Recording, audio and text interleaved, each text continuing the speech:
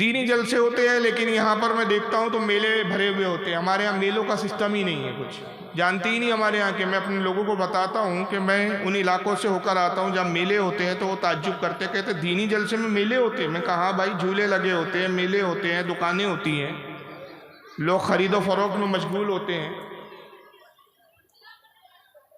اب اس قوم کا کیا حال ہو, اس قوم کو کیا سدھارا جائے, اس قوم کی کیا اصلاح کی جائے کہ جس نے دین کے ساتھ میلوں کو اور تفریح کو جوڑ لیا,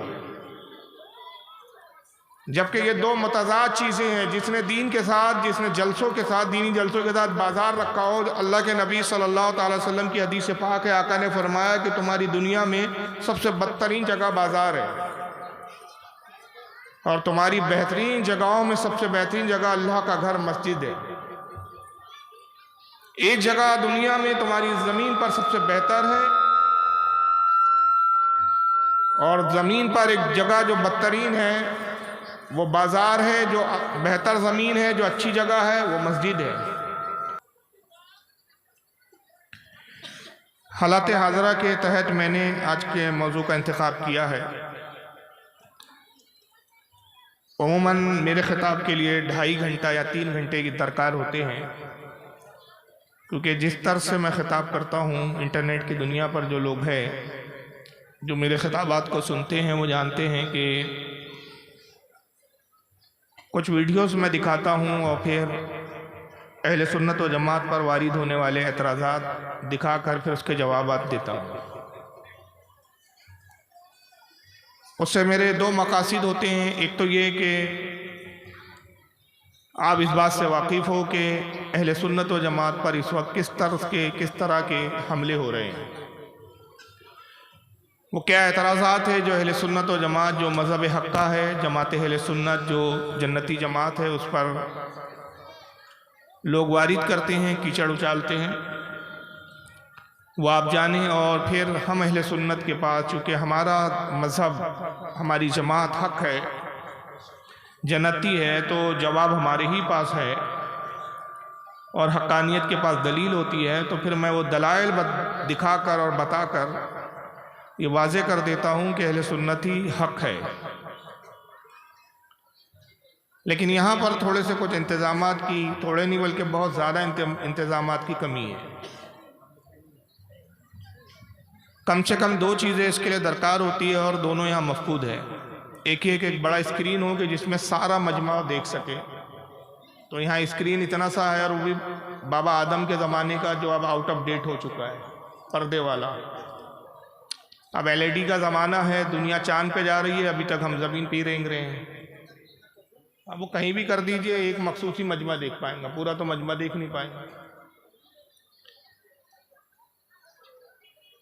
تو اسکرین بھی یہاں پر مناسبت کے اعتبار سے نہیں ہے, اور میں مجبوری سمجھ سکتا ہوں. میں تنظیم کے لیے یہ نہیں کہہ رہا ہوں کہ ان کی کوتاہی ہے, اصل میں مل نہیں پایا. اور مل اس لیے نہیں پایا کہ جھارکھنڈ, بہار, بنگال یہ ایسے علاقے ہیں جو ترقی سے بہت پیچھے چل رہے ہیں. ابھی ہمارے مہاراشٹر سے 50 سال پیچھے ہیں. ابھی ہمارے ہاں ڈرون کیمرے چل رہے ہیں, ٹرالی کیمرے چل رہے ہیں, لیکن ابھی یہاں پردے سے LED تک نہیں پہنچ پائے ہیں آپ لوگ. دوسرا کہ اس کے لیے ساؤنڈ کی بھی ضرورت ہوتی ہے. ویڈیو جو دکھائے جاتے ہیں اس میں جو ساؤنڈ ہوتا ہے, جو آوازیں ہوتی ہیں, وہ بھی اسپیکر کے ذریعے آپ تک آنا چاہیے. اس کا بھی انتظام یہاں پر مفقود ہے. لہٰذا بس تقریر ہی کروں گا میں, اور چند نصیحت آموز باتیں حالات حاضرہ پہ میں عرض کروں گا کہ اس وقت پورے ہندوستان میں جو حالات سے مسلمان گزر رہے ہیں, اس سے آپ اور ہم سب اچھی طرح سے واقف ہیں. مجھے تفصیلات اور ایک بات کو بتانے کی ضرورت اس لیے نہیں ہے کہ سوشل میڈیا آج ایک ایسا پلیٹ فارم ہے کہ جس کے ذریعے ہر شخص اپنے گھر میں بیٹھے ہوئے ہونے والے ہر واقعے کی خبر کو بخوبی جانتا ہے, اور جانتا ہی نہیں بلکہ دیکھتا بھی ہے اور سمجھتا بھی ہے.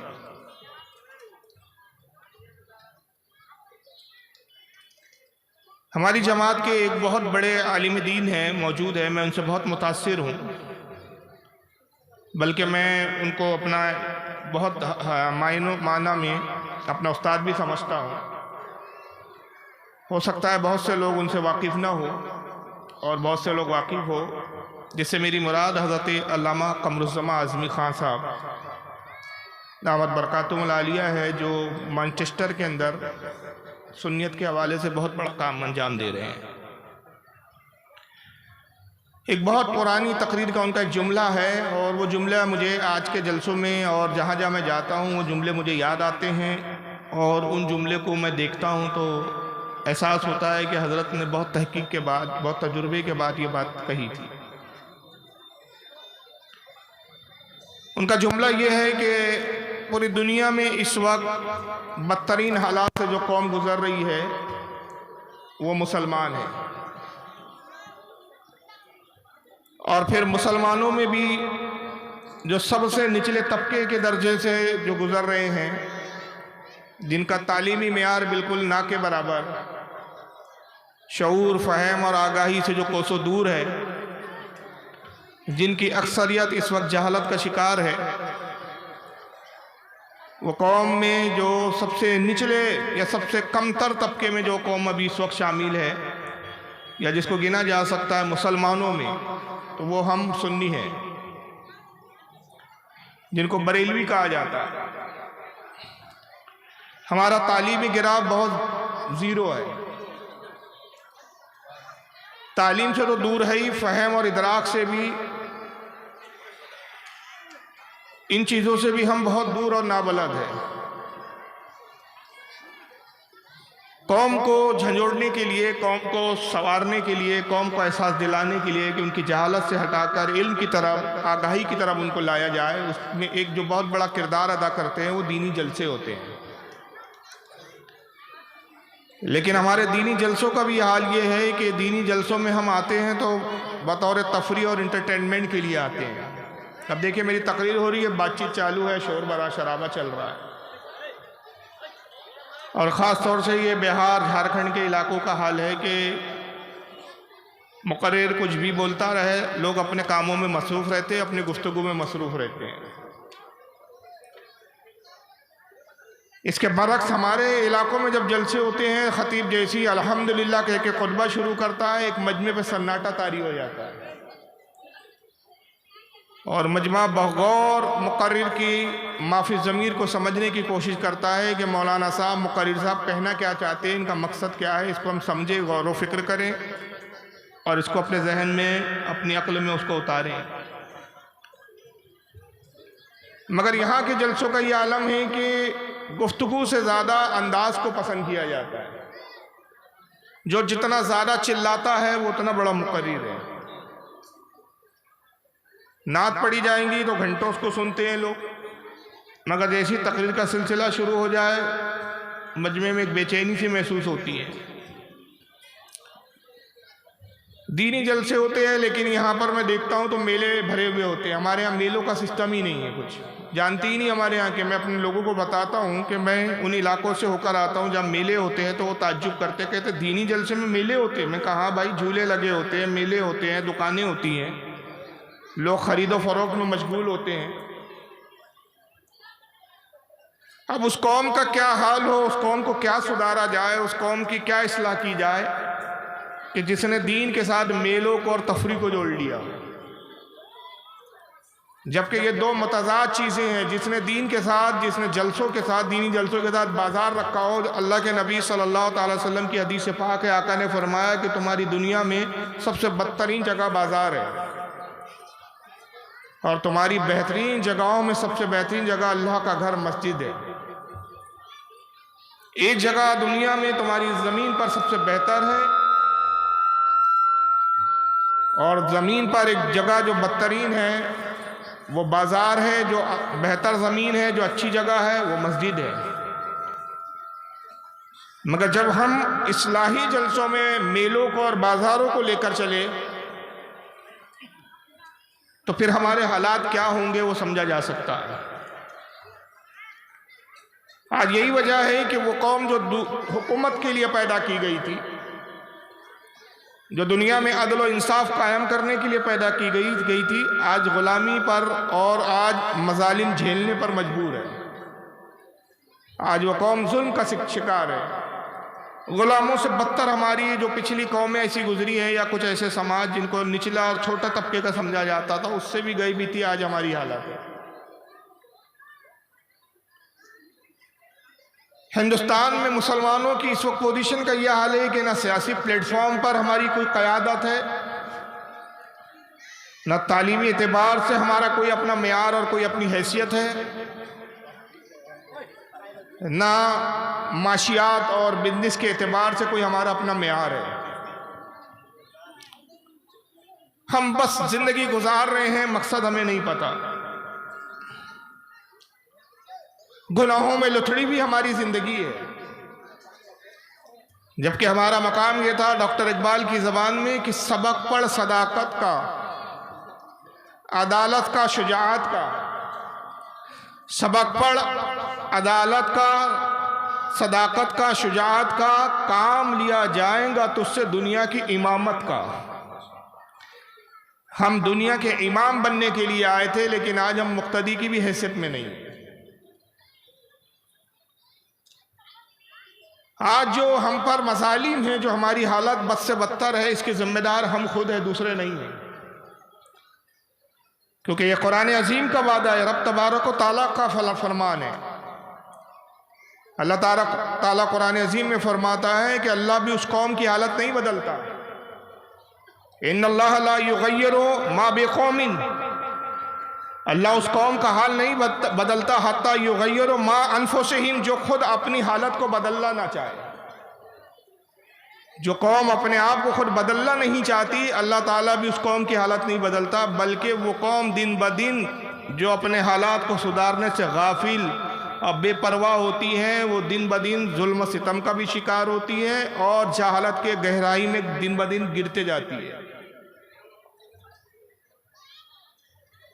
آج مجھے بتانے کی ضرورت نہیں ہے، کیونکہ اب تو پوزیشن یہ آ گئی ہے کہ ایک وقت یہ تھا کہ جو کچھ گزر رہا ہے ہمارے ساتھ وہ ایک علیحدہ بات ہے، لیکن کم سے کم ہندوستان کی زمین پر اتنی تو اجازت تھی کہ ہم اپنا حالات کا بیان کر سکتے تھے، اپنی آہ و فغاں کا اظہار کر سکتے تھے، اپنے درد و کرب کا اظہار اپنی قوم کے سامنے کر سکتے تھے۔ اب اس پر بھی پابندیاں لگائی جا رہی ہیں۔ اب اگر کوئی اپنی قوم کی اصلاح کے لیے کچھ کہتا بھی ہے تو اس پر بھی کیسز ہو جاتے ہیں۔ اور جو حالات چل رہے ہیں آپ جانتے ہیں، میں کھل کر نہیں بول رہا ہوں۔ اس کی وجہ یہ ہے کہ آج ہم گناہوں میں لتھڑے ہوئے ہیں، ہم نے اپنے نبی کے فرامین کو پس پشت ڈال دیا ہے، پیٹ پیچھے ڈال دیا۔ اس کی سب سے بڑی وجہ یہ ہے کہ ہم گناہ کو گناہ ہی نہیں سمجھتے۔ آج ہمارے نزدیک چھوٹے گناہ تو کوئی حیثیت ہی نہیں رکھتے، بلکہ بڑے بڑے گناہ ہم کر کے گزر جاتے ہیں اور ایک لمحہ ہمیں احساس بھی نہیں ہوتا۔ حالانکہ قرآن عظیم میں اللہ تعالیٰ ہم سے مطالبہ کر رہا ہے کہ تم مومن ہو، اپنی حالت تمہیں بدلنا چاہیے، اس لیے کہ تم اپنی حالت اس لیے بدلو کہ تم دوسروں کے حالات بدلنے کے لیے بھیجے گئے ہو۔ قرآن عظیم میں رب تبارک و تعالیٰ ہماری شان و عظمت یہ بیان کرتا ہے کہ ارشاد ربانی ہوتا ہے کنتم خیر امت اخرجت تعمرون بالمعروف وتنہون عن المنکر، اخرجت للناس تعمرون بالمعروف وتنہون عن المنکر۔ رب فرماتا ہے کہ اے لوگو، یعنی امت محمد سے خطاب ہے، تم بہترین امت لوگوں کے لیے، لوگوں کے واسطے ظاہر کیے گئے ہو، جن کا کام یہ ہے کہ اچھائی کا حکم دیتے ہو اور برائی سے لوگوں کو روکتے ہو۔ مگر آج ہم خود برائیوں میں مبتلا ہے تو دوسروں کو کیا روکیں؟ آج حالات یہ ہے کہ ہمیں خود اپنے نفس کو، اپنے آپ کو نصیحت کرنے کی ضرورت ہے۔ اگر آج ہم اپنے حالات کو سنوارنا اور سدھارنا چاہتے ہیں تو سب سے پہلا جو کام ہے وہ یہ ہے کہ ہم اللہ کی بارگاہ میں گڑ گڑا کر، اللہ کی بارگاہ میں عاجزی اور انکساری کا اظہار کرتے ہوئے توبہ کریں۔ اور توبہ کیسی ہونی چاہیے؟ خطبے میں میں نے جو آیت کریمہ تلاوت کی اسی کو میں نے آج اپنا موضوع بنایا ہے۔ پارہ نمبر 28 سے سورہ تحریم ہے اور آیت نمبر 8 ہے۔ رب ارشاد فرماتا ہے، ایمان والوں سے خطاب ہے، یا ایھا الذین آمنوا توبوا الی اللہ اے ایمان والو اللہ کی طرف توبہ کرو، اے ایمان والو اللہ کی بارگاہ میں رجوع کرو، توبہ کرو۔ پھر توبہ کی تعریف بیان کر رہا ہے رب تبارک و تعالیٰ کہ توبہ تمہیں کیسی کرنا ہے۔ ایک توبہ ہوتی ہے جو رسمی ہوتی ہے، کہ رسمی طور پر آدمی کہہ دیتا ہے اللہ گناہ ہو گیا معاف کر دے، لیکن پھر اسی گناہ کو کرتا ہے، گناہ چھوڑتا نہیں ہے لیکن روزانہ بس کہتا رہتا ہے رسمی طور پہ اللہ گناہ ہو گیا معاف کر دے، جھوٹ بولتا ہے کہتا ہے اللہ جھوٹ بولا معاف کر دے، زنا کرتا ہے کہتا ہے اللہ زنا ہو گیا معاف کر دے، چوریاں کرتا ہے کہتا ہے اللہ چوری ہوتی ہے معاف کر دے، گناہ کرتا رہتا ہے اور پھر توبہ بھی کرتا رہتا ہے۔ گویا اس نے توبہ کو ایک مذاق بنا دیا ہے۔ اللہ فرماتا ہے اللہ اے ایمان والو اللہ کی طرف توبہ کرو، رجوع کرو، لیکن ایسی کیسی توبہ کرو؟ رسمی توبہ نہیں، دکھاوے کی توبہ نہیں، بلکہ کیسی توبۃ نصوحا، توبۃ نصوحا کرو۔ سب سے پہلے آپ کو یہ دیکھنا ہے کہ توبہ کے معنی کیا ہوتے ہیں، توبہ کا معنی کیا ہے، اور پھر توبۃ نصوحا کے معنی کیا ہے۔ وقت کے ایک بہت بڑے امام گزرے ہیں، حضرت امام قشیری رحمۃ اللہ تعالیٰ علیہ، ان کی کتاب بڑی مشہور اور تصوف میں لکھی جانے والی یہ سب سے پہلی کتاب ہے، اپنے وقت کے امام بھی، اپنے وقت کے صوفی بھی ہے۔ حضرت امام قشیری کی کتاب ہے جس کا نام ہی ہے انہی کے نام سے رسالہ قشیریہ۔ چنانچہ رسالہ قشیریہ کے اندر صفحہ نمبر 242 پر وہ نقل فرماتے ہیں کہ توبہ اصل میں عربی زبان کا لفظ ہے، توبہ عربی زبان کا لفظ ہے جس کے لغوی معنی ہوتے لوٹنا، پلٹنا، رجوع کرنا۔ لغوی یعنی یہ لغت کے اعتبار سے اس کے معنی ہے، اور اصطلاح شریعت میں، شریعت کی اصطلاح میں توبہ سے مراد وہ ہے کہ شریعت میں جو کچھ ایسے کام جو ممانعت کے ہیں، شریعت نے جن کاموں کو کرنے سے منع کیا، مذموم کام ہے، گناہ کے کام ہیں، توہین آمیز کام ہے، بدترین کام ہے، ایسے کام جس کو دیکھ کر گھن آئے، جس کو سن کر لوگ نفرت متنفر ہو، ان کاموں کو چھوڑ دینا اور ان کاموں کو چھوڑ کر اچھے کاموں کی طرف راغب ہو جانا، اس کو توبہ کہتے ہیں۔ یہ تو ہو گئی توبہ کی تعریف۔ اور صاحب تفسیر خازن جو قرآن عظیم کی جنہوں نے تفسیر لکھی، تفسیر خازن میں اسی آیت کے تحت جلد نمبر 4 صفحہ 287 سورہ تحریم آیت نمبر 8، اور تفسیر مدارک میں بھی امام نصفی نے اس کی بارے میں لکھتے ہیں اسی آیت کے ضمن میں کہ اللہ فرماتا ہے توبۃ نصوحا کرو۔ تو حضرت عمر رضی اللہ تعالیٰ عنہ، امیر المومنین حضرت سیدنا عمر رضی اللہ تعالیٰ عنہ کا قول نقل کرتے ہیں یہ محدثین کہ حضرت عمر فرماتے ہیں کہ توبۃ النصوحا اس توبہ کو کہتے ہیں کہ جس سے رجوع کرنے کے بعد، جس کو چھوڑنے کے بعد آدمی اس گناہ کی طرف دوبارہ نہ جائے، ایسے گناہوں سے لوٹے اور اس کا اس گناہ کی طرف جانا ایسا ممکن ہو جیسے جانور سے جب دودھ دھو لیا جاتا ہے تو وہ دودھ جس طرح اس کے تھن میں دوبارہ نہیں جا سکتا، اسی طرح گناہوں کی طرف دوبارہ نہ لوٹے۔ جیسے دودھ کا تھنوں میں دوبارہ واپس جانا ممکن نہیں، ویسا ہی انسان ایسی توبہ کر لے کہ اس گناہ کی طرف دوبارہ نہ جائے، اسے کہتے ہیں توبۃ نصوحا۔ اور توبہ ایک ایسی شے ہے کہ جو اللہ کی بارگاہ میں ناپسندیدہ بندے کو پسندیدہ بنا دیتی ہے۔ جب بندہ گناہ کرتا ہے تو اللہ تعالیٰ اس کو ناپسند فرماتا ہے،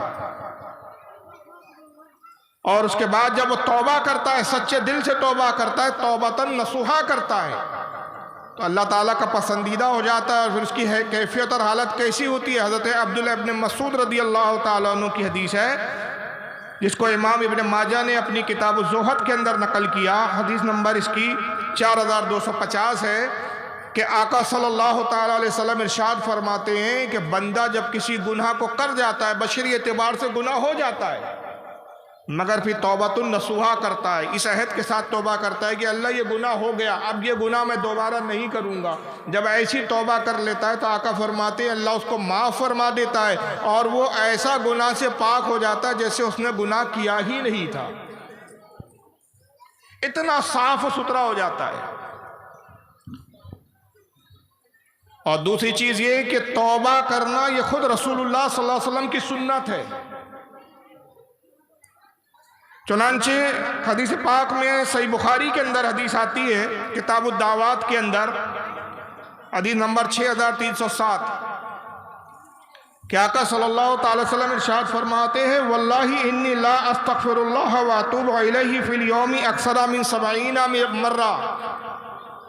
آقا فرماتے ہیں لوگو اللہ کی قسم کھا کے فرما رہے ہیں، واللہ اللہ کی قسم میں اپنے رب کی بارگاہ میں روزانہ 70 مرتبہ استغفار کرتا ہوں، 70 مرتبہ توبہ کرتا ہوں۔ کتنی مرتبہ توبہ؟ یہ ایک تعداد بتائیے۔ اس حدیث کی تشریح اور اس کی شرح کرتے ہوئے حضرت امام بدر الدین آئینی رحمۃ اللہ علیہ عمدۃ القاری شرح البخاری میں نقل فرماتے ہیں کہ اس کا یہ مطلب نہیں ہے کہ رسول اللہ سے روزانہ معاذ اللہ استغفر اللہ لا حول ولا قوت الا باللہ العلی العظیم کے گناہ ہوتے تھے پھر نبی توبہ کرتے تھے۔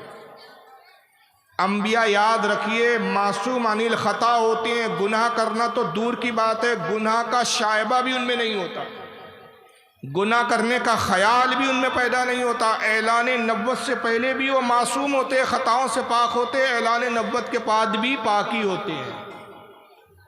حتیٰ کہ گناہ کبیرہ، بڑے گناہ تو چھوڑیے، گناہ صغیرہ اور مکروہات سے بھی انبیاء پرہیز کرتے ہیں۔ حضرت امام بدر الدین عینی رحمۃ اللہ علیہ فرماتے ہیں اس حدیث کی شرح کرتے ہوئے کہ اللہ کے نبی 70 مرتبہ اللہ کی بارگاہ میں اس لیے توبہ کرتے تھے تاکہ ہم امتیوں کے لیے سنت بن جائے اور یہ نمونہ بن جائے۔ اس میں توبہ کے ساتھ ہمارے گناہ بھی مٹا دیے جائیں، اور چونکہ نبی نے توبہ کی تو سنت کا ہم کو ثواب بھی دے دیا جائے۔ ہم گناہگاروں کی خاطر آقا نے توبہ کی اللہ کی بارگاہ میں، ورنہ یہ نہیں کہ نبی پاک صلی اللہ تعالی وسلم معاذ اللہ گناہوں میں لتھڑے ہوئے تھے یا گناہ کرتے تھے، یہ تصور کرنا بھی جائز نہیں ہے۔ امت کی تعلیم کے لیے آپ نے توبہ کی، اور ایک بار نہیں، آپ فرماتے روزانہ کا یہ میرا معمول ہے، روزانہ میں اللہ کی بارگاہ میں 70 مرتبہ اللہ کی بارگاہ میں توبہ کرتا۔ تو نبی پاک صلی اللہ تعالی وسلم نے اس کو اپنا عمل بھی بنا لیا، اور توبہ کرنا اللہ کو کتنا پسند ہے۔ ایک حدیث قدسی میں آتا ہے، آقا فرماتے ہیں کہ رب تبارک و تعالی ارشاد فرماتا ہے، میرا پروردگار مجھ سے ارشاد فرماتا ہے کہ مجھے وہ بندہ بڑا پسند ہے کہ اگر نادانستہ طور پر اس سے گناہ ہو جائے، گناہ کر گیا، انسان ہے، بشر ہے، کمزوریاں ہیں، اس میں کمیاں ہیں، اور پھر میری بارگاہ میں وہ توبہ کر لیتا، اللہ فرماتا ہے میرا بڑا پسندیدہ وہ بندہ ہے۔ اور اگر اے لوگو تم توبہ کرنا چھوڑ دو، میری بارگاہ میں تم رجوع کرنا چھوڑ دو، تو میں قادر ہوں کہ تمہیں فنا کر دوں، ختم کر دوں، ہلاک کر دوں، اور ایک ایسی قوم لے آؤں کہ جو گناہ کرنے کے بعد میری بارگاہ میں جھک جائے اور توبہ کرے۔ اس سے پتہ چلا کہ توبہ اللہ کو بڑی پسند ہے۔ جب ابلیس مردود قرار دیا گیا، آپ سب جانتے ہیں کہ ابلیس مردود کیوں ہوا؟ فرشتوں کا سردار تھا، عزازیل نام تھا، فرشتوں کو آداب الہی سکھاتا تھا، فرشتوں کو عبادت کے رموز اور طریقے بتاتا تھا، مگر اللہ کی نافرمانی کی۔ حضرت آدم کو سجدے کا حکم دیا اللہ نے، اس نے سجدہ نہیں کیا، نافرمانی کی، اس کی بنیاد پر کافر قرار دیا گیا، مردود ہو گیا، ابلیس اور شیطان ہو گیا۔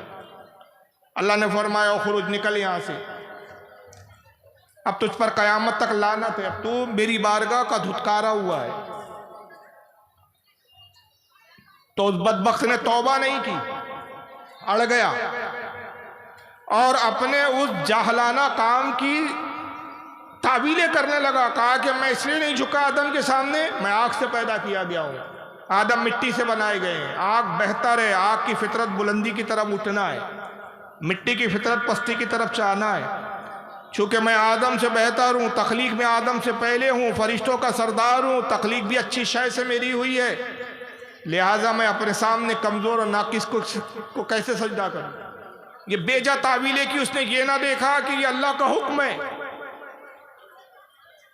توبہ نہیں کی، اپنے گناہ پر اڑ گیا، اللہ نے مردود ابلیس شیطان قرار دیا، خبیث قرار دیا، کہا میری بارگاہ سے نکل جا۔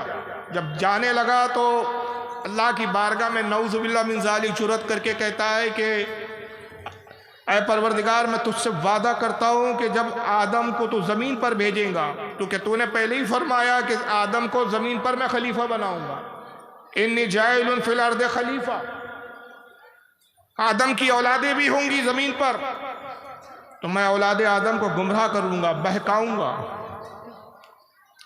ان کو تیرے راستے سے ہٹا دوں گا، اور میں ان کی طاق میں لگا رہوں گا، ہر اولاد آدم کو میں اس وقت تک جب تک بہکا نہ لوں چین سے نہیں بیٹھنے والا، میں وعدہ کرتا ہوں تجھ سے۔ اللہ نے فرمایا مردود، میں بھی وعدہ کرتا ہوں، مجھے اپنی عزت و جلال کی قسم، اپنی شان و عظمت کی قسم، میں آدم کی اولاد کو اس وقت تک بخشتا رہوں گا جب تک وہ توبہ کرتے رہیں گے، حتیٰ کہ آخری سانس ان کے حلق میں ہوں گی، جب بھی وہ توبہ کریں گے میں ان کی توبہ کو قبول کر لوں گا۔ اگر تو گمراہ کرنے پر کمر بستہ ہے تو میں بھی مغفرت کرنے پر تیار ہوں، اور میں بندے کو ہر حال میں بخشنے والا ہوں، بشرطے کہ بندہ عاجزی اور انکساری کے ساتھ میری بارگاہ میں جھک جائے۔ بندہ جب عاجزی اور انکساری کے ساتھ اللہ کی بارگاہ میں جھک جاتا ہے، اس کا یہ جھکنا ہی اللہ کو پسند آتا ہے۔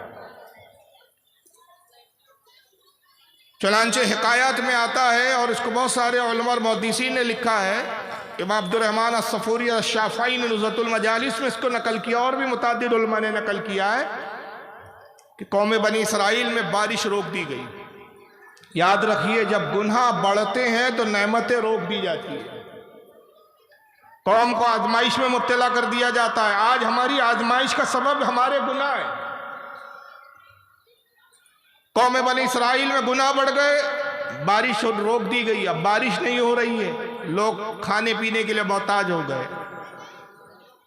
یہاں تک کہ لوگ ہلاکت کے قریب پہنچ گئے، مرنے کی نوبتیں آ گئی، جانور مرنے لگے، کھیتیاں سوکھ گئی، زمین سوکھ کر بالکل کڑک ہو گئی، پانی پینے کے ذخائر ختم ہونے لگے۔ لوگ جاتے، بنی اسرائیل کی قوم کے لوگ جاتے، دعا کرتے، مگر اللہ تعالیٰ ان کی دعا کو قبول نہیں فرماتا۔ روزانہ جاتے، دعا کرتے، گڑ گڑاتے، مولا توبہ ہماری قبول کر، ہمارے گناہوں کو معاف فرما دے، ہم پہ بارش برسا دے، بارش نہیں برستی۔ موسیٰ علیہ السلام کے پاس حاضر ہوئے، موسیٰ علیہ السلام اس وقت ظاہری حیات پہ تشریف فرماتے، کہا موسیٰ آپ اپنی قوم کا حال دیکھ رہے ہیں، بارش ہو نہیں رہی ہے، ہلاک ہو رہے ہیں، جانور تباہ ہو رہے ہیں، ہم لوگ ہلاکت کے قریب پہنچ چکے ہیں، آپ ہمارے پیغمبر ہیں، نبی ہے، کیوں نہیں آپ ایسا کرتے کہ ہمیں اپنے ساتھ لے جائیں، آپ دعا کریں اور ہم آمین کہیں؟ کیا بعید ہے کہ آپ کی دعا اللہ تعالیٰ قبول کر لیں، اور یقیناً اللہ آپ کی دعا قبول کریں گا کہ آپ اللہ کے محبوب ہیں۔ جناب موسیٰ علیہ السلام نے فرمایا کہ اچھا ٹھیک ہے، کل ہم سب لوگ ایک بہت بڑے میدان میں جمع ہوں گے جو آبادی سے دور تھا، اور تم سب جب میدان میں آ جاؤ، یہاں تک کہ تم میں جو بچے ہیں ان کو بھی ساتھ لے لو، جو بیمار ہیں ان کو بھی ساتھ لے لو، جو جانور ہیں ان کو بھی ساتھ لے لو، حتیٰ کہ ایسے بیمار جو چل پھر نہیں سکتے، ضعیف ہو گئے، بوڑھے ہو گئے، چلنے پھرنے سے معذور ہے، انہیں بھی اپنے ساتھ لے لو، ان کو اپنے کاندھوں پر، ان کو سواریوں پر بٹھا لو، پوری آبادی میں کوئی جانور نہ رہے، کوئی بچہ نہ رہے، کوئی بیمار نہ، پوری آبادی کو خالی کر کے میرے ساتھ چلو۔ آپ نے حکم دیا اور قوم کے لوگ جمع ہو گئے، ساتھ میں دودھ پیتے بچوں کو بھی لے جایا گیا، چھوٹے بڑے جتنے جانور تھے گھروں میں ان کو بھی رسیاں کھول کر ان کو بھی ساتھ لے جاتی ہے قوم بنی اسرائیل۔ یہ قوم جو بیمار تھے، جو چل پھر نہیں سکتے، ان کو کھاٹ پر رکھ کر کاندھوں پر سوار کر کے ان کی اولادیں ان کو لے کر چلتی ہے، اور میدان میں پورے بنی اسرائیل جمع ہو گئے، گویا پوری آبادی اب خالی تھی۔ حضرت موسیٰ علیہ السلام کے لیے ایک ممبر لگایا گیا، لکڑی کا ایک ممبر بنایا گیا، ممبر ایک تخت کو کہتے ہیں، آپ اس پر جلوہ گر ہوئے اور آپ نے کہا لوگوں میں دعا کرتا ہوں تم آمین کہو۔ موسیٰ علیہ السلام نے ہاتھوں کو اٹھایا، عرض کیا مالک کائنات میری امت پر، میری قوم پر رحم فرما، یہ ہلاک ہو رہے ہیں، تباہ ہو رہے ہیں، بارش اور اپنی رحمت عطا فرما دے۔ رب تبارک و تعالیٰ نے وہی نازل ہوئی، اللہ نے فرمایا کہ اے موسیٰ جانتے ہو بارش کیوں روکی گئی ہے؟ اے موسیٰ تم دعا تو کر رہے ہو، کیا یہ نہیں جاننے کی کوشش کرو گے کہ بارش رکی کیوں ہے؟ ہم نے اپنی رحمت کو کیوں روک لیا اس قوم سے؟ پروردگار مجھے بتا تاکہ میں اپنی قوم کی اصلاح کروں، کس سبب سے بارش روکی گئی؟ اللہ نے فرمایا اس پوری قوم میں ایک ایسا گناہ گار ہے، ایک ایسا بدکار ہے کہ ایسا کوئی گناہ نہیں ہے جس نے وہ گناہ اس نے نہ کیا ہو۔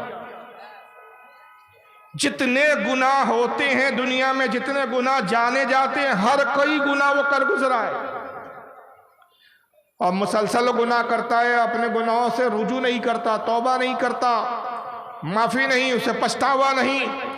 میں اس ایک بندے سے بہت ناراض ہوں، اس لیے اس ایک بندے کی وجہ سے میں نے پوری قوم سے بارش کو روک دیا۔ اس سے یہ بھی پتا چلا کہ اگر معاشرے میں اور قوم میں ایک بھی بدکار ہو تو بعض اوقات ایک بدکار کی وجہ سے سارے قوم کو، سارے لوگوں کو تکلیف ہوتی ہے۔ ایک مشہور محاورہ ہے نا، آپ نے سنا ہوگا کہ ایک تالاب کی گندی مچھلی سارے تالاب کو خراب کر دیتی ہے، سڑا دیتی ہے۔ ہم کیا سوچتے ہیں بھائی اگر میں ایک اکیلا گناہ کر رہا ہوں تو کیا فرق پڑتا ہے؟ ہمارے معاشرے میں، ہمارے سماج میں بہت سارے نیک لوگ بھی تو ہیں، بہت سارے لوگ نماز بھی تو پڑھتے ہیں، اگر میں نماز نہیں پڑھتا تو کیا فرق پڑتا ہے؟ مگر یہ گناہ صرف ہم تک نہیں رہتا بلکہ اس کے اثرات ہمارے خاندان پر بھی مرتب ہوتے ہیں، ہمارے دوست و احباب پر بھی مرتب ہوتے ہیں، معاشرے پر بھی مرتب ہوتے ہیں، بعض اوقات پورے شہر پر ایک کے گناہ مرتب ہوتے ہیں۔ اللہ نے فرمایا موسیٰ وہ ایک ایسا شخص ہے تمہاری قوم میں، ایسا کوئی گناہ نہیں ہے کہ جو اس نے نہ کیا ہو۔ میں اس سے اتنا ناراض ہوں کہ اس کی وجہ سے میں نے بارش روکی ہے۔ موسیٰ اگر تو چاہتا ہے کہ تیری قوم کو بارش دی جائے، اپنی قوم سے، اپنی سماج سے، اپنے معاشرے سے اس کا بائیکاٹ کرو، اس کو نکال کر باہر کرو۔ جب تک وہ تمہاری قوم میں سے اٹھ کر نکل کر باہر نہیں چلا جائے گا اس وقت تک میں بارش نہیں برساؤں گا۔ موسیٰ علیہ السلام کو بڑا جلال آیا، اتنا بدترین شخص، ایک ایسا شخص میری قوم میں کہ جس کے سبب سے پوری امت، پوری قوم پریشان ہے میری۔ بڑے جلال کے عالم میں آپ نے فرمایا کہ اے لوگو تم میں سے ایک شخص ایسا موجود ہے اس وقت اس پورے مجمع میں کہ جس نے سارے گناہ کیے، ایسا کوئی گناہ نہیں جو اس نے نہ کیا ہو۔ اللہ فرماتا ہے کہ اسی کی وجہ سے یہ بارش کو روکا گیا ہے، یہ رحمت کو روکا گیا ہے۔ جب تک وہ ہماری معاشرے سے، ہماری قوم میں سے، ہماری امت میں سے نہ نکل جائے تب تک بارش نہیں ہوں گی۔ اس سے پہلے کہ اللہ اس کا نام بتائے اور میں اس کو ذلیل و رسوا کر کے نکالوں، وہ خود اس مجمع میں سے اٹھے اور ہمارے درمیان سے اٹھ کر چلا جائے۔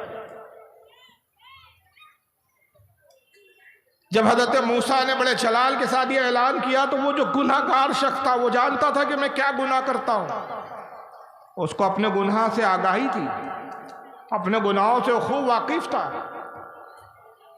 اس نے اپنے سر پہ چادر ڈالی، چادر کے نیچے اپنے سر کو چھپایا اور ندامت میں روتے ہوئے عرض کرتا ہے خالق کائنات آج یہ نوبت آ گئی کہ اس پوری قوم میں مجھے ایسا رسوا کیا جائے گا۔ وہ گناہ میں نے بہت سے ایسے گناہ ہیں جو چھپ کر کے، جو میں ہی جانتا ہوں، مگر آج تو نے میرے گناہوں کو موسیٰ پر ظاہر کر دیا اور اپنے نبی کو بتا دیا، اور اگر وہ نبی میرے گناہوں کا اظہار کرے تو میری کتنی رسوائی ہوں گی۔ اے خالق کائنات اس سے پہلے کہ میں رسوا کیا جاؤں، اے مالک کائنات اس سے پہلے کہ مجھے ذلیل و خوار کر کے اس قوم سے نکالا جائے، میں تیری بارگاہ میں توبہ کرتا ہوں۔ اور پھر ایک جملہ کہا، اللہ کے نبی فرماتے کہ وہ جملہ ایسا تھا کہ اللہ کو بڑا پسند آ گیا۔ اس نے عرض کیا مالک کائنات میرے گناہوں کو نہ دیکھ، اپنی رحمت کو دیکھ۔ اے خالق کائنات کیا میرے گناہ اتنے بڑھ گئے کہ تیری رحمت اس کے مقابلے میں کم پڑ گئی؟ کیا تیری رحمت سے میرے گناہ زیادہ ہو گئے؟ بس جیسی یہ جملہ کہا اللہ کی رحمت کو جوش آیا اور اچانک بادل چھائے اور بارش شروع ہو گئی۔ پوری قوم بارش میں بھیگنے لگی۔ موسیٰ علیہ السلام بڑے حیران ہوئے کہ وہ گناہ گار شخص تو کوئی تھا ہی نہیں، اٹھا ہی نہیں کوئی، یہ بارش کیسے ہوئی؟ अभी तो रब ने फरमाया कि जब तक उसे निकाला नहीं जाएगा, हटाया नहीं जाएगा, बारिश नहीं होने वाली। हज़रत मूसा ने अर्ज़ किया, परवरदिगार आलम, तू तो इरशाद फरमा रहा था कि मेरी उम्मत में, मेरी कौम में एक ऐसा गुनाहगार है कि हर कोई गुनाह उसने किए हैं, जब तक उसको निकाला ना जाएगा बारिश तो अता नहीं फरमाएगा। लेकिन इस पूरी कौम में जितने कौम बैठी हुई है, जितने लोग बैठे, उसमें से तो कोई ऐसा शख्स उठा ही नहीं कि जो इस तरह का उठता और वो निकल जाता कि हम समझते कि वो गुनाहगार है। लेकिन इससे पहले कि कोई उठे तूने बारिश अता फरमा दी। ऐ परवरदिगार, ये कैसे बारिश अता कर दी गई? आखिर हुआ क्या? रब ने इरशाद फरमाया, मूसा अभी अभी उस बंदे ने तौबा की और मैंने उसकी तौबा को कबूल फरमा लिया है। हज़रत मूसा अर्ज़ करते, परवरदिगार उस बंदे का नाम और उसकी पहचान बता, ताकि वो उस तायब को, उस तौबा करना शख्स को जो तेरी बारगाह में तौबा करके मकबूल और पसंदीदा हो चुका है, मैं उसको देखूं और उसकी ज़ियारत करूं। अल्लाह ने इरशाद फरमाया, ऐ मूसा, जब वो गुनाहगार था तब मैंने उसको छुपाया, अब तो वो तायब वाला हो गया है, मेरा पसंदीदा हो गया है, तौबा तब नसूहा कर चुका है। अब क्या उसका नाम और पहचान जाहिर करके उसको अब रुसवा कर दूं? जब गुनाहगार था तब तो मैंने उसके गुनाहों को छुपाया, अब तो वो तायब हो चुका है, तौबा कर चुका है, अब क्यों मैसेज जाहिर करूं ताकि लोग जाने कि ये गुनाहगार वही था? तो अल्लाह ताला तौबा कबूल करता है, बशर्ते कि बंदा सच्चे दिल से तौबा करे। एक हदीस पाक में आता है कि आका सल्लल्लाहु अलैहि वसल्लम इरशाद फरमाते हैं कि एक बंदे को क़यामत के दिन लाया जाएगा। वो बंदा काँप रहा होगा, उसका बदन पर कपकपी तारी होगी, बदन थरथरा रहा होगा, रब के सामने लाया जाएगा क्योंकि वो बंदा बड़ा गुनाहगार होगा। रब फरमाएंगा, अब क्यों काँप रहा है, अब क्यों डर रहा है? जब दुनिया में डरने का वक्त था तू तब डरा नहीं, जब दुनिया में मुझसे खौफ खाने का तेरा वक्त था तूने मुझसे खौफ नहीं किया। ऐ बंदे, अब क्यों काँप रहा है, अब क्यों डर रहा है? वो बंदा अर्ज करेगा, खालिक कायनात, मैंने गुनाह किए, माना कि मुझसे गुनाह हुए, लेकिन रब्बे कदीर तेरी रहमत इतनी ज़रूर थी कि मैं वो गुनाह छुप कर करता था और वो गुनाह कौम और मेरे लोग आसपास के नहीं जानते थे। लेकिन आज मैं इसलिए लर्ज़ाबर अंदाम हूँ, इसलिए खौफज़दा हूँ, इसलिए काँप रहा हूँ कि रब्बे कायनात आज मेरे गुनाह सबके सामने खोले जाएंगे और सबके सामने मुझे रुसवा किया जाएगा। अब वो लोग भी मेरे गुनाहों को जान लेंगे जो दुनिया में मुझे अच्छा समझते थे, मेरे गुनाहों से वाकिफ़ नहीं थे, मैं तो छुप कर गुनाह करता था। लेकिन आज जब मेरे गुनाहों की फहरिस्त खोली जाएंगी, जब आज मेरा नाम अमाल सबके सामने खोला जाएगा, तो सब जान जाएंगे कि ये देखने में तो बड़े पारसा थे, बड़े परहेजगार थे, लेकिन ये तो इंतहाई पापी और गुस्ताख और बहुत ही बदतरीन शख्स था। इसलिए मैं काँप रहा हूँ कि आज सबके सामने मेरी रुसवाई होंगी। अल्लाह ताला फरमाएगा, ऐ बंदे, जब मैं इतना रहीम और करीम था कि दुनिया में तेरे गुनाहों पर, तेरे ऐबों पर मैंने पर्दा डाल के रखा, मैं कादिर मुतलक हूँ कि आज भी तेरे गुनाहों पे पर्दे डाल के रखूँ। ऐ फरिश्तों, इसका हिसाब इस तरह पर्दे में ले लो कि इसकी कौम को और इसके लोगों को इसके गुनाहों की और इसके अमाल की खबर भी ना हो। आका फरमाते हैं कि उसके हिसाब व किताब इस तरह पोशीदगी के साथ ले लिया जाए। तो अल्लाह की रहमत मायल व करम है, लेकिन कोई मांगने वाला तो हो। और याद रखिए, गुनाहों के ताल्लुक से एक उसूल ज़ाब्ता है, और ये ज़ाब्ता हमने नहीं बनाया, ये अल्लाह के रसूल ने बयान फरमाया। आका ने फरमाया कि बंदा दुनिया में अगर तौबा ना करे, बगैर तौबा किए हुए दुनिया से चले जाए, तो उस गुनाह की सज़ा क़यामत के दिन फिर बहुत शदीद। और अगर उसने तौबा कर ली या उस गुनाह की उसको सज़ा मिल गई, तो अल्लाह ताला एक गुनाह की सज़ा 2 मरतबा नहीं देता। यही वजह है कि सहाबा कराम का हम जब अमल देखते हैं तो सहाबा कराम का ये हाल था कि अव्वल तो गुनाहों से अपने आप को हत्तल इम्कान बचाते थे, और खुदा ना खास्ता बशरी एतबार से कोई गुनाह हो जाए तो वो खुद रसूल की बारगाह में हाजिर होकर अपने गुनाहों की तलाफ़ी करते, अपने गुनाहों का इकरार करते थे, क्योंकि कुरान अजीम का हुक्म उनके पेश नज़र था, जो सूरह निसा आयत नंबर 64 में रब ने इरशाद फरमाया, वलो अन्नहुम इज़्ज़लमू अनफुसहुम जाऊ, ऐ लोगो, जब तुम अपनी जानों पे जुल्म करो, यानी तुम कोई गुनाह करो, तो मेरे महबूब की बारगाह में आ जाओ, फस्तगफिरुल्लाह, اللہ سے استغفار کرو، اللہ سے توبہ کرو. واستغفر لهم الرسول، اور اگر یہ میرا رسول تمہاری سفارش کر دے، میرا رسول تمہارے لیے بھی اپنے ہاتھوں کو اٹھا لے، لَوَجَدُ اللَّهَ تَوَّابًا رَحِيمًا، تو تم اللہ کو بہت زیادہ توبہ قبول کرنے والا پاؤ گے. اس حوالے سے میں ایک واقعہ پیش کرتا ہوں، ورنہ صحابہ کے ایسے واقعات بہت سارے ہیں. ایک صحابی رسول ہے جن کا نام ہے حضرت معاذ ابن مالک رضی اللہ تعالی. شادی شدہ تھے، حالانکہ عمر دراز تھے،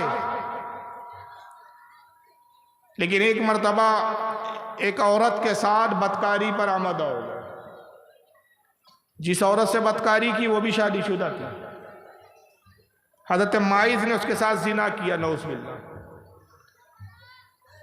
اس عورت وہ ایک حسین و جمیل خوبصورت عورت تھی. اس کے گھر کے قریب سے گزر رہے تھے، گھر کے باہر وہ کھڑی ہوئی تھی. اس نے ان کو اپنی طرف راغب کیا، یہ راغب ہو گئے اور اس گناہ میں مبتلا ہو گئے. ایک جذباتی کیفیت تھی، روک نہ سکے اپنے آپ کو، گناہ کر گزرے. بعد میں احساس ہوا کہ میں رسول اللہ کا صحابی ہوں اور میں نے کیا کیا ہے. اللہ تعالیٰ قیامت کے دن کتنا سخت عذاب کریں گا اس گناہ پر. بارگاہ رسالت میں حاضر ہوتے ہیں، صحابہ کا جمگٹھا ہے، صحابہ کے جھرمٹ میں آقا صلی اللہ علیہ وسلم بیٹھے ہوئے، حضور کی بارگاہ میں حاضر ہوتے ہیں اور سلام عرض کیا اور کہا، اللہ کے نبی مجھے پاک فرما دیجیے. یہ جملہ تھا اس وقت جس سے سرکار جان جا گئے کہ یہ کس گناہ کی بات کر رہے ہیں اور کس گناہ سے پاکی کے لیے آئے ہیں. اسلام کا قانون یہ ہے کہ کسی بھی جرم کی سزا 2 وقت نافذ ہوتی ہے. پہلا یہ کہ کوئی جرم ہو، کوئی گناہ ہو اور مجرم خود اپنے گناہ کا 3 مرتبہ اقرار کر لے. اگر کسی مجرم نے خود اقرار کر لیا 3 مرتبہ کہ ہاں یہ گناہ میں نے کیا، تو اب شریعت کا قانون نافذ ہو جائے گا. دوسرا یہ کہ مجرم اگرچہ انکار کرے مگر جو ہے باشرہ 3 متقی اور پرہیزگار اہل ایمان میں سے 3 گواہ مل جائے. 4 زنا کے 4 ہے، باقی گناہ کے 3. زنا کے لیے 4 گواہ چاہیے. 4 گواہ مل جائے، متقی پرہیزگار. اس کے شرائط بھی بڑے سخت ہیں پھر، کہ بازاروں میں کھاتے پیتے نہ ہو، مسکرہ پن نہ کرتے ہو، باشرہ ہو، متقی ہو. اور اس حال میں دیکھا ہوگا، علماء کہتے ہیں کہ اس حال میں اس فعل کو انجام ہوتے ہوئے دیکھا ہوگا جیسے سرما دانی میں سلائی. اب وہ اس حالت میں اپنی آنکھوں سے دیکھا اور وہ گواہی دے تو پھر جرم ثابت ہوتا ہے. اب یہاں کوئی گواہ نہیں تھا. انہوں نے پہلی بار آئے سرکار کی خدمت میں عرض کیا، یا رسول اللہ مجھے پاک کر دیجئے اس گناہ سے. آقا نے چہرہ پھیر لیا. سرکار چاہتے تھے کہ یہ بچ جائے، کیونکہ شریعت کی سزا یہ ہے کہ اگر شادی شدہ ہو کر کوئی زنا کرے تو اس کی سزا موت ہے. اور موت بھی اتنی دردناک اور بھیانک کہ قوم کے لوگ اس پہ پتھر مارے، جس کو سنسار کرنا کہتے ہیں. اتنے پتھر مارے جائیں جب تک کہ اس کا دم نہ نکل جائے.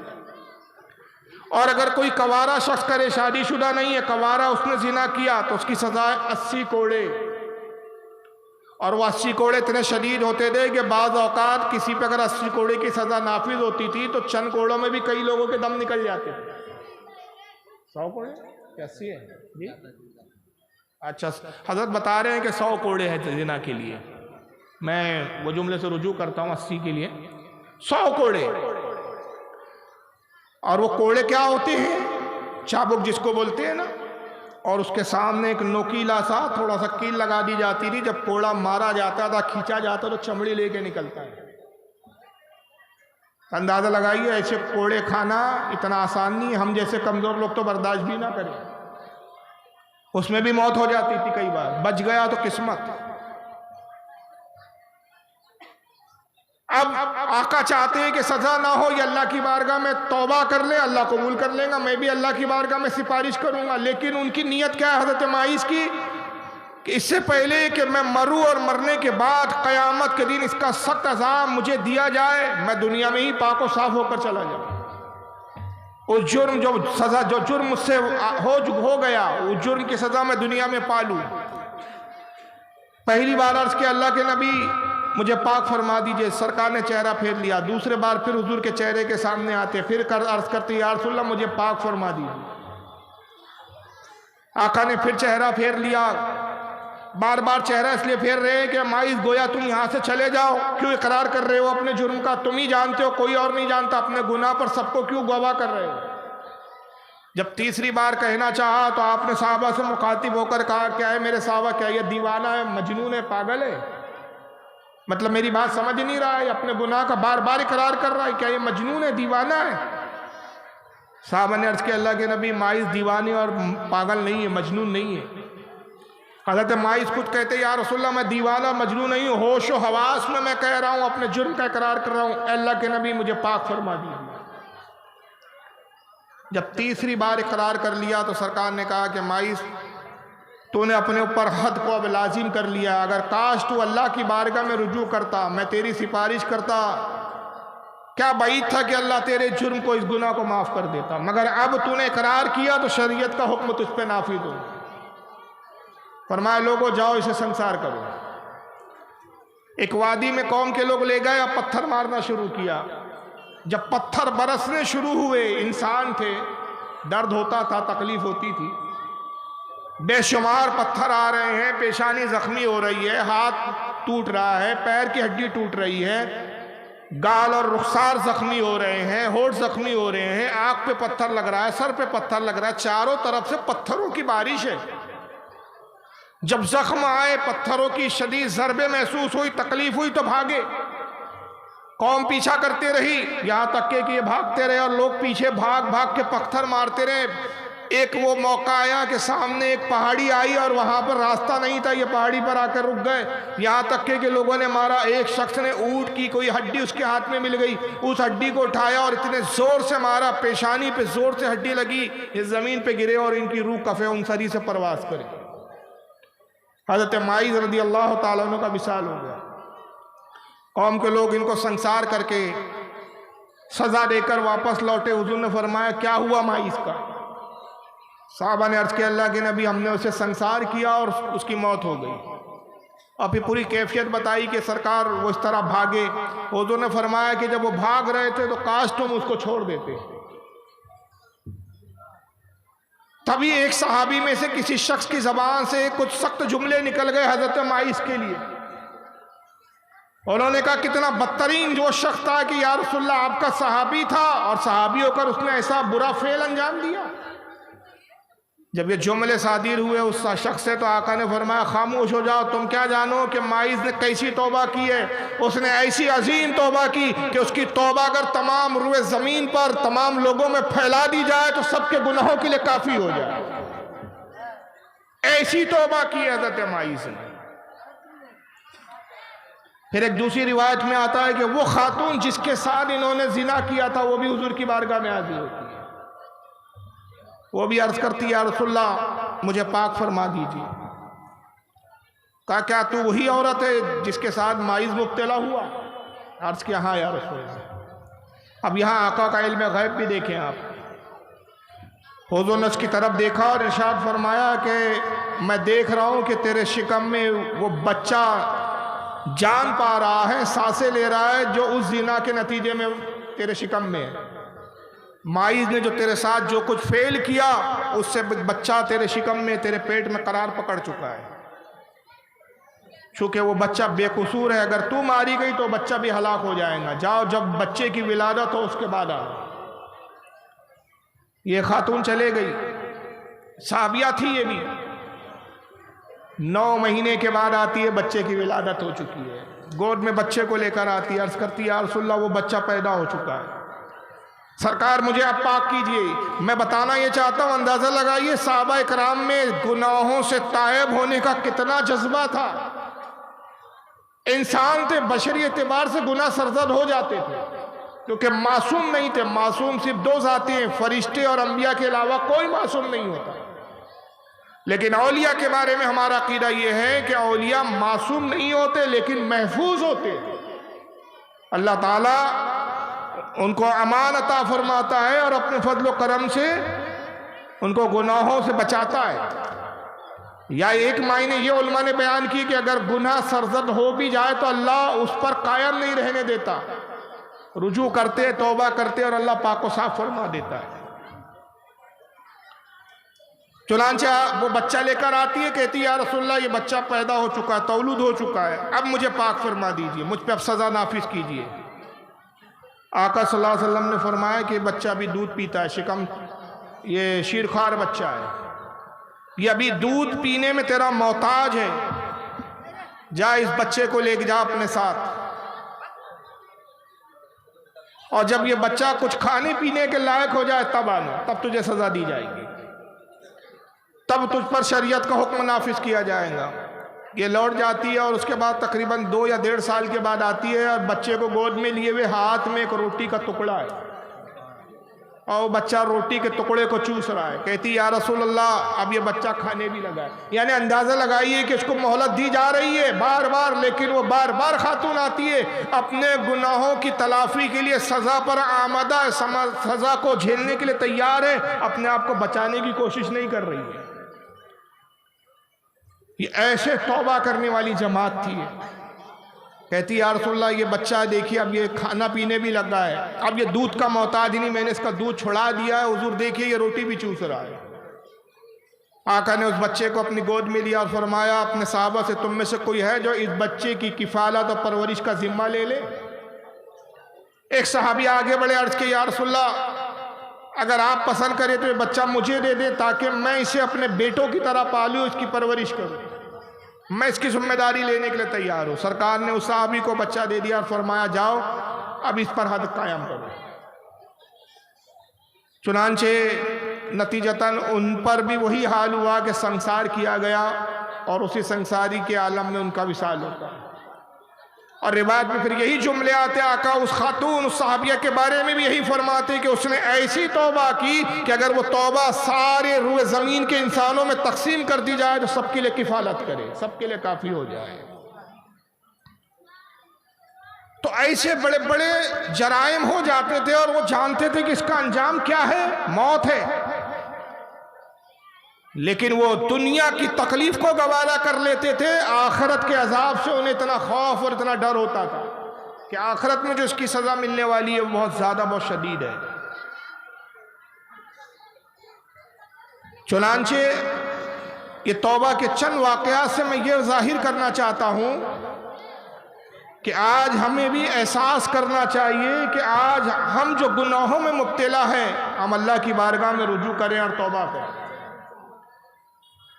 اور ہماری حالت ابھی دیکھیں کتنی ماشاءاللہ کتنی شاندار ہے۔ ابھی بھی میں توبہ پہ بیان کر رہا ہوں مگر ابھی بھی سب گفتگو میں لگے ہوئے ہیں، اس سے زیادہ بے حسی اور کیا ہو سکتی ہے؟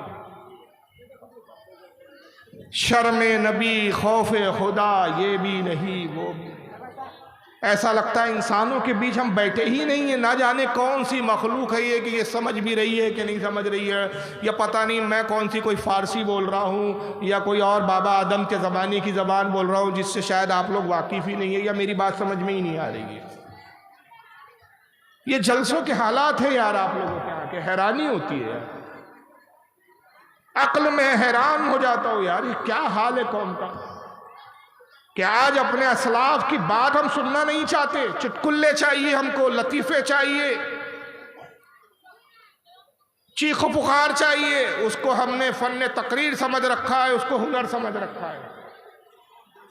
واعظ و نصیحت ہمیں ہضم نہیں ہوتی، بور ہوتے ہیں ہم اس وقت اگر کوئی واعظ و نصیحت کرے۔ لطیفے سنائیے بڑا مزہ آئے گا، ہنسائیے بڑا مزہ آئے گا، ادھر ادھر کی ہاکے بڑا مزہ آئے گا، حدیثیں ہمیں اچھی نہیں لگتی۔ جب ہمارا یہ حال ہو جائے کہ ہمیں اپنے ہی دین کی باتیں اچھی نہ لگے تو پھر شکایت کس بات کی جائے کہ ظالم ہم پر مسلط ہے، شکایت کس بات کی کہ ہم پر پھر ظلم ہو رہا ہے۔ ہم نے اپنی زندگی کو لوح و لہیب میں ایسا مبتلا کر رکھا ہے کہ اس سے باہر نکلنے کے لیے تیار ہی نہیں۔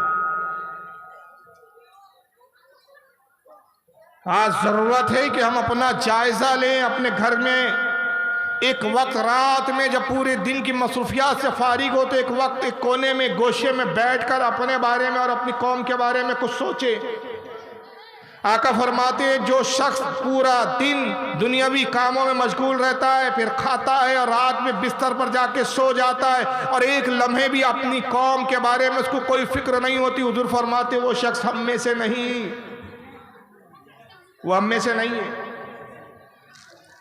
آج ہماری حالت قوم بنی اسرائیل کی طرح ہو گئی ہے کہ جو انبیاءوں کے پیغام کو اس کان سے سنتے تھے دوسرے کان سے نکال دیتے تھے۔ حالانکہ ہماری زندگی کیا ہے، ہمیں جو دنیا میں مہلت اور وقت دیا گیا ہے، کتنا دیا گیا ہے، ہماری کیا کیفیت ہے، اس کو سمجھنے کے لیے میں ایک حدیث سنا رہا ہوں، بس وہ سن لیجئے۔ شاہ عبدالحق محدث دہلوی رحمۃ اللہ تعالی علیہ اپنے مکتوبات میں نقل کرتے ہیں کہ آقا نے ایک مرتبہ اپنے صحابہ کے درمیان میں خطبہ دیا، تقریر کی۔ ارشاد فرمایا کہ اے لوگو، میں تمہیں قوم بنی اسرائیل کے ایک شخص کا واقعہ سناتا ہوں۔ شاہ عبداللہ اس کو حدیث کہہ کر مکتوبات میں بیان کر رہے ہیں، اور بعض علماء نے اس کو حکایت میں شمار کیا ہے، لیکن میں شاہ عبداللہ محدث دہلوی کے مکتوبات کے حوالے سے عرض کر رہا ہوں کہ آقا صحابہ سے کہتے ہیں کہ ایک شخص تھا، جنگل میں جا رہا ہے، اچانک اس کے پیچھے ایک شیر لپکتا ہے۔ اس شخص کی نظر شیر پہ پڑی، اس نے شیر سے جان بچانے کے لیے بھاگنا شروع کیا۔ سرکار فرماتے ہیں کہ شیر کا مقصد تھا کہ اس کا شکار کر کے اپنی بھوک مٹاؤ۔ یہ شخص اپنی جان بچانے کے لیے بھاگتا رہا، یہاں تک کہ ہڑبڑاہٹ میں جب بھاگتے بھاگتے آگے پہنچا تو ایک گڑھا تھا جس پر کچھ گھاس وغیرہ بکھری ہوئی تھی، اس کو گڑھا ٹھیک سے نظر نہیں آیا اور اتنا بڑا گڑھا تھا کہ چھلانگ نہ لگا سکا اور اس گڑھے میں گر پڑا۔ بس جیسے ہی اس گڑھے میں گر رہا تھا کہ اس نے ہاتھ پیر مارنے شروع کیے، جیسے انسان کی فطرت ہوتی ہے جب گرتا ہے تو ہاتھ پیر مارتا ہے۔ پھر فرماتے ہیں کہ جب اس نے ہاتھ پیر مارے تو دو شاخیں جو اس گڑھے میں اگی ہوئی تھی، درختوں کی کچھ شاخیں، ان شاخوں میں سے اس کے ہاتھ میں ایک شاخ آ گئی اور اس شاخ کو پکڑ کے وہ جھولنے لگا۔ گڑھے کی تہہ میں گرنے سے بچ گیا۔ اس نے سکون کا سانس لیا کہ چلیے، گڑھے کے نیچے اللہ جانے کیا تھا، دلدل تھا، پانی تھا، کیا تھا مجھے نہیں معلوم۔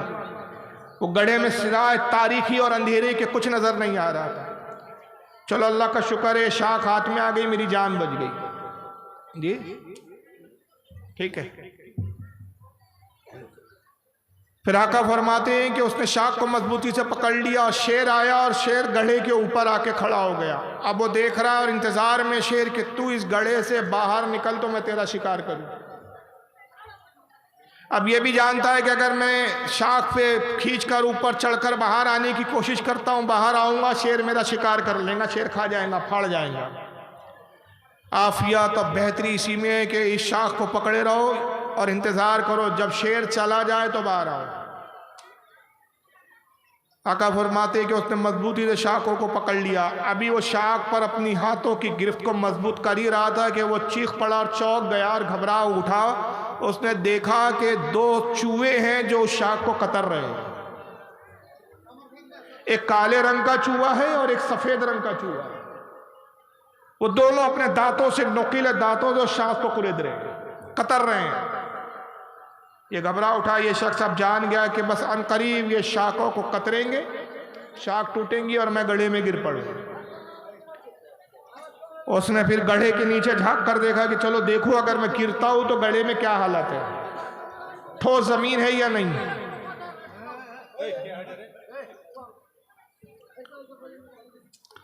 اگر ٹھوس زمین ہو تو میں اپنے آپ کو خود ہی گڑھے میں گرا دوں، اور جب شیر چلا جائے تو پھر باہر نکلنے کی تدبیر سوچی جائیں گی۔ آقا کہتے ہیں کہ جب اس نے جائزہ لینے کے لیے گڑھے کی تہہ میں جھانکا تو اس کی گھبراہٹ میں اور اضافہ ہو گیا، وہ اور پریشان ہو گیا کہ دیکھا کہ گڑھے میں ایک اسدہ ہے جو منہ پھاڑے کھڑا ہوا بیٹھا ہوا ہے۔ اسدہ ہے وہ گڑھے میں اور اس کا منہ کھلا ہوا ہے، گویا وہ اس انتظار میں کہ تو گرے تو میرے منہ میں آئے اور میں تجھے نگلوں۔ اب ذرا تصور کیجئے اس شخص کی کیفیت کیا ہے، اوپر بھی موت ہے، نیچے بھی موت ہے، ہلاکت کے سوا چاروں طرف کچھ نظر نہیں آ رہا ہے۔ صحابہ کرام بڑے توجہ سے یہ سن رہے ہیں آقا صلی اللہ علیہ وسلم کی بات کو، اور حیران ہے کہ ایک شخص کے ساتھ اتنے بھی اتفاق ہو سکتے ہیں۔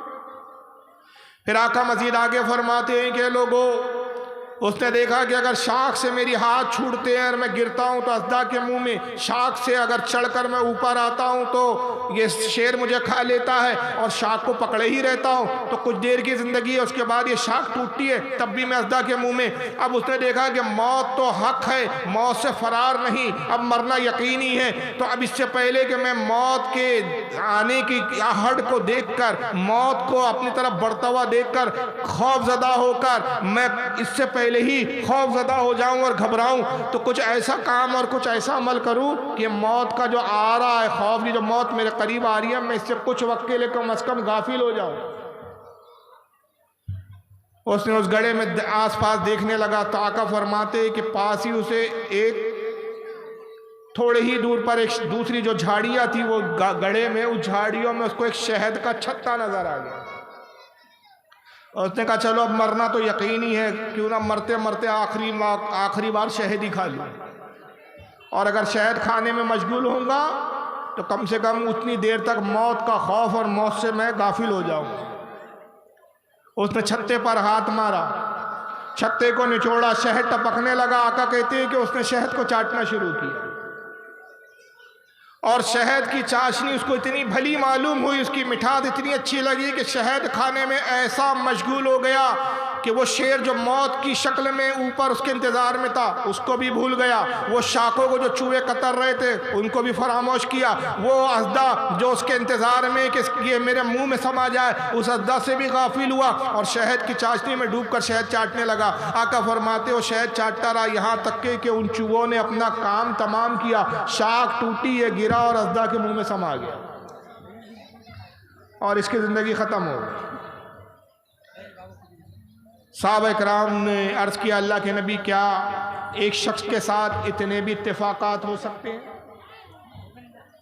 इतने सारे वाक़यात अजीब व गरीब कि उसका जंगल में जाना, शेर का पीछा करना, गड्ढे में गिरना, शाखों का मिल जाना, शाखों को पकड़ लेना, शाखों का बिच्छुओं का कतरना, गड्ढे की तह में अज़दा का मुंह फाड़े हुए उसके इंतज़ार में होना, वहीं पे भी शहद का छत्ता मिल जाना। अल्लाह के नबी क्या एक शख्स के साथ इतने सारे इत्तेफाक हो सकते? आका ने फरमाया एक मिसाल है, एक तमसील है, और ऐ लोगों वो शख्स जिसका मैं वाक़या बयान कर रहा हूँ वो तुम में से हर फर्द है, वो शख्स तुम में का हर फर्द है, और ये तमसील है, तुम्हारी ज़िंदगी का एक कुल निचोड़ है कि वो जो शेर है वो तुम्हारी मौत है जो तुम्हारे ताक़ुब में तुम्हारे पीछे पीछे लपकी चली आ रही है।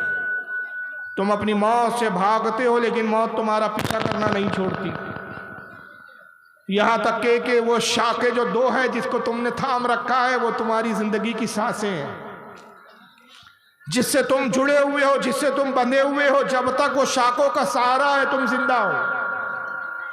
और वो जो दो चूहे हैं जो शाख को कतर रहे हैं, एक सफेद चूहा और एक काला चूहा, वो दिन और रात है। दिन और रात आते हैं और दिन ब दिन जैसे जैसे वो आते हैं और गुजरते हैं तुम्हारी जिंदगी की ये सांसें, तुम्हारी ये शाख कम होते जा रही है, तुम्हारी ये सांसें कम होते जा रही है, गोया ये दिन और रात तुम्हारी सांसों को कतर रहे हैं।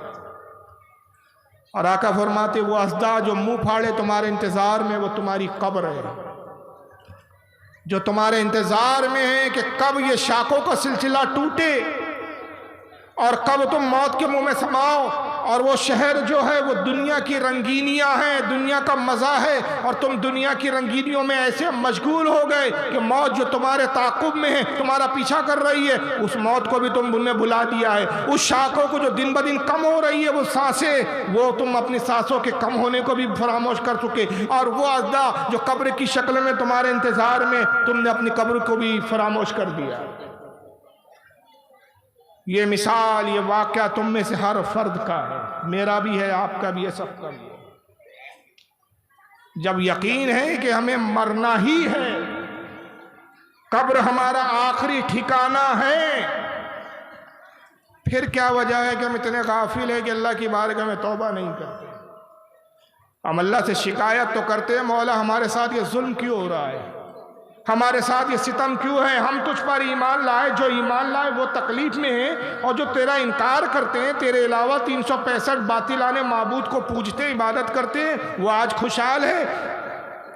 یاد رکھیے اللہ کے نبی فرماتے ہیں کہ دنیا کافر کے لیے جنت ہے اور مومن کے لیے قید خانہ، اور یہ موت اس قیدی کی آزادی ہے۔ جب مومن اس دنیا سے موت کے ذریعے آزاد ہوتا ہے تو جیسے قیدی قید سے آزاد ہو کر پھر جہاں چاہے وہ یہاں پھرتا ہے، اسی طرح مومن کی حالت ہے کہ دنیا کے قید خانے سے نکلتا ہے، عالم برزخ میں جاتا ہے، پھر جنت میں جائیں گا تو جنت میں جہاں چاہے وہاں سیر کرے۔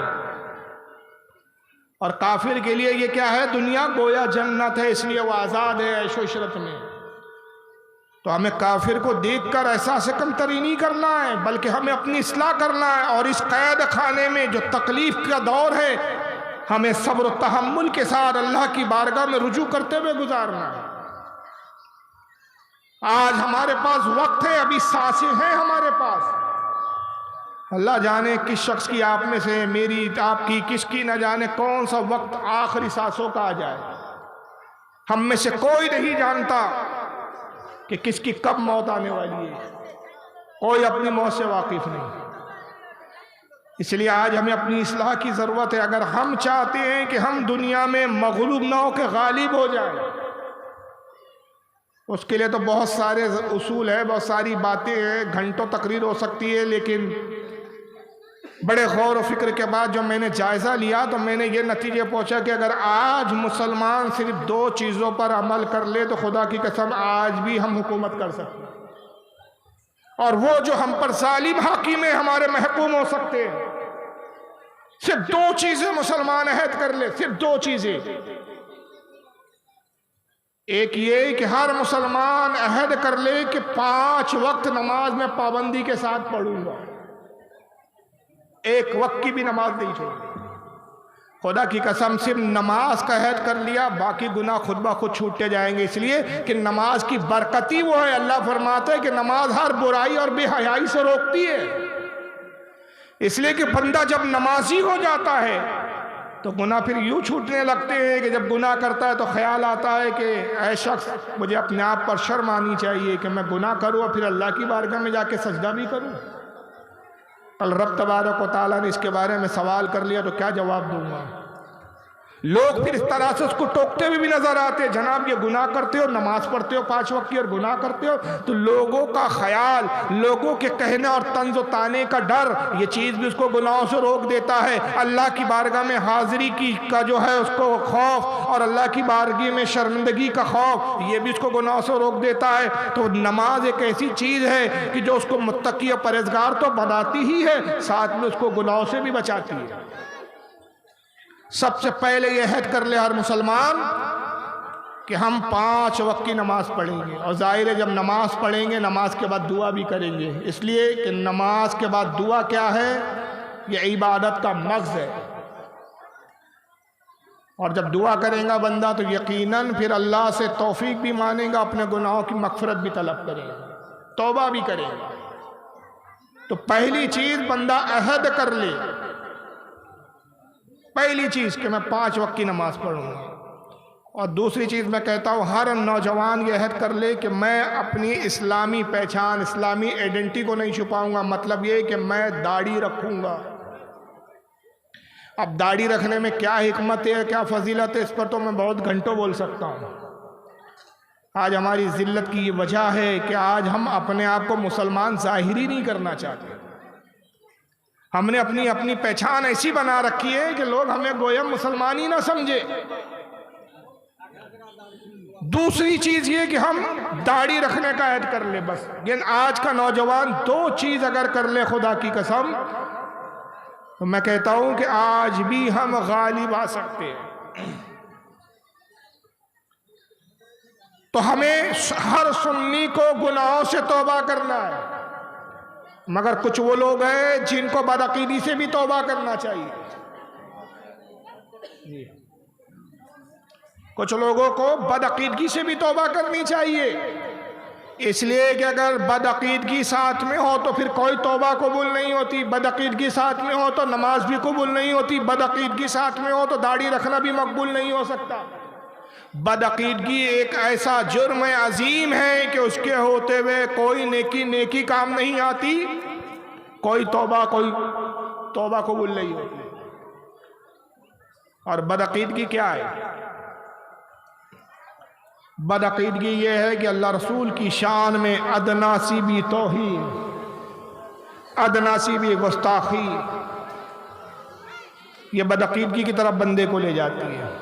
اور صرف یہی نہیں کہ ہم تو گستاخی کرتے نہیں ہیں، گستاخوں کو اچھا سمجھنا اور گستاخوں کے ساتھ رہنا یہ بھی خسارے کا سبب ہے۔ تاریخ کے اندر ایک واقعہ ملتا ہے، اس کو حضرت علامہ نقی علی خان رحمۃ اللہ علیہ نے اپنی تفسیر، ایک سورہ کی تفسیر لکھی، سورہ علم نشرہ کی تفسیر، جس کا نام ہے الکلام الاوضاع فی تفسیر سورہ علم نشرہ۔ اور بھی علماء نے لکھا ہے، میں اس کتاب کے حوالے سے بھی آپ کے سامنے واقعہ پیش کر رہا ہوں۔ حضرت شمعون علیہ السلام ایک نبی گزرے موسیٰ علیہ السلام کی قوم میں، بعد میں 6 لاکھ لوگوں کی آبادی تھی حضرت شمعون علیہ السلام کی۔ پہلے الگ الگ علاقوں میں مختلف انبیاء بھیجے جاتے تھے، ایک وقت میں ایک سے زیادہ بھی نبی ہوتے تھے۔ صرف ہمارے نبی پاک صلی اللہ علیہ وسلم ایک ایسے واحد رسول اور نبی ہے کہ ان کے زمانے میں ان کے علاوہ نہ نبی ہے نہ رسول ہے، ورنہ پچھلی امتوں میں، پچھلے دور میں، پچھلے ادوار میں ایسا بھی ہوا کہ رسول بھی ہے، کچھ نبی بھی ہے، ایک ساتھ کئی نبی، جیسے حضرت ابراہیم علیہ السلام، انہی کے زمانے میں ان کے بیٹے اسحاق علیہ السلام بھی ہے، حضرت ابراہیم کیا نام ہے، حضرت اسماعیل علیہ السلام بھی ہے، حضرت لوط علیہ السلام بھی ہے، لوط علیہ السلام بھی نبی ہے، اسماعیل علیہ السلام بھی نبی ہے، اسحاق علیہ السلام بھی نبی ہے، خود حضرت ابراہیم علیہ السلام بھی نبی ہے۔ ایک وقت میں کئی نبی ہوتے تھے۔ موسیٰ علیہ السلام کے زمانے میں موسیٰ علیہ السلام رسول بھی ہے، نبی بھی ہے، انہی کے زمانے میں حضرت ہارون علیہ السلام بھی نبی ہے، حضرت شمعون بھی ہے، حضرت یوشع بھی ہے، حضرت یوشع علیہ السلام، شمعون نہیں، میں غلط بول گیا، معافی چاہوں گا، یوشع علیہ السلام 6 لاکھ کی آبادی تھی ان کی۔ 3 لاکھ لوگ ایمان لائے، 3 لاکھ لوگوں نے ایمان لانے سے انکار کر دیا۔ حضرت یوشع نے سمجھایا، بہت سمجھایا، کئی سال سمجھایا اس قوم کو جو ایمان نہیں لائے۔ جب نہیں لائے، نافرمانی پر اڑے رہے، ضد پر اڑے رہے، حضرت یوشع علیہ السلام اس قوم سے مایوس ہو گئے کہ اب یہ ہدایت نہیں پانے والی، تو اللہ سے دعا کی، مولا اس قوم پر عذاب نازل کر، یہ 3 لاکھ جو تیرے نافرمان ہیں ان پر عذاب بھیج۔